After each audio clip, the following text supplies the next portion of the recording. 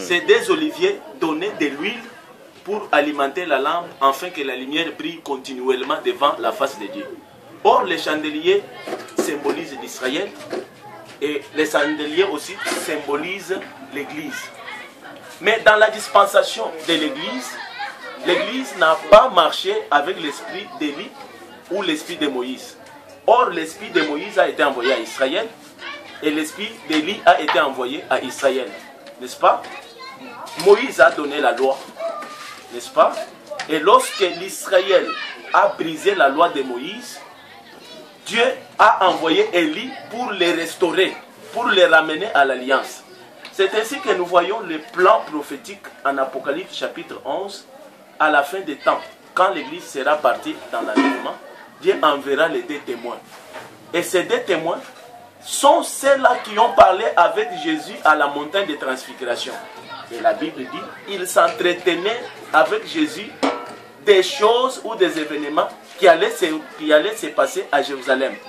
Donc, les deux témoins, c'est Moïse et Élie. Élie a été enlevé, il n'a pas connu la mort. Moïse a été enterré par Dieu. Qui est cet homme que Dieu tuerait et l'enterrerait lui-même? Ça devient compliqué. Hein, madame? Dieu qui tue son prophète et qui l'enterre. Est-ce que Moïse était seulement mort? Non, monsieur. Moïse n'a pas connu la mort. Moïse a connu seulement ce que nous appelons la transmutation. Dieu a utilisé une stratégie pour l'enlever dans le monde des vivants et le retenir quelque part pour la mission à venir qu'il accomplira envers l'Israël au temps de la fin. C'est ainsi qu'en Apocalypse chapitre 11, il est écrit: je donnerai le pouvoir à mes témoins.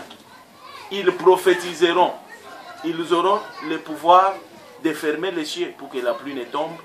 Ils auront le pouvoir d'échanger l'eau ensemble, de frapper la terre de toutes sortes de plaies, tant qu'ils le voudront, durant le temps de leur prophétie. Or, nous savons que le prophète des plaies, c'est Moïse. Qu'est-ce qu'il a fait en Égypte pour faire sortir les enfants d'Israël dans la servitude? Il a utilisé les plaies, non?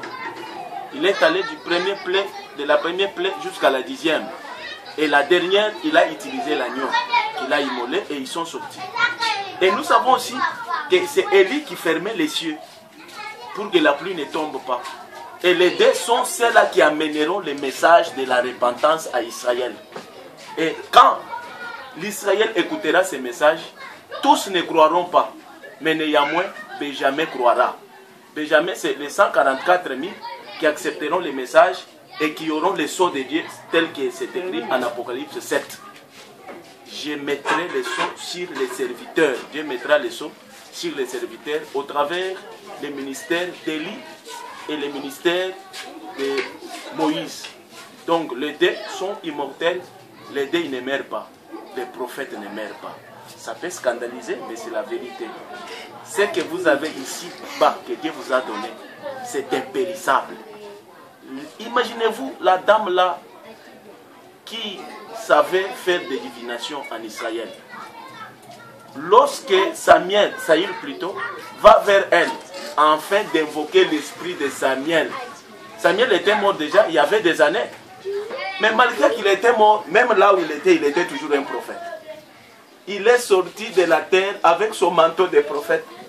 Et comme Saül avait utilisé les mensonges pour se cacher devant la femme, afin que la femme ne le découvre pas. Mais lorsque la femme a vu l'esprit qui sortait, l'esprit dont il avait invoqué, il a dit, je vois un Dieu qui sort de la terre. Est-ce que les dieux meurent? C'est ça la question. Les dieux sont immortels. Est-ce qu'un Dieu meurt? Les dieux ne meurent pas. Si vous mourrez, alors vous n'êtes pas des dieux. Nous sommes des dieux parce que nous ne mourrons pas. Et quand l'esprit est venu, il a demandé à Saül, pourquoi tu m'as troublé dans mon repos? Et directement, il a commencé à prophétiser. Il venait du monde des morts, n'est-ce pas? Mais il a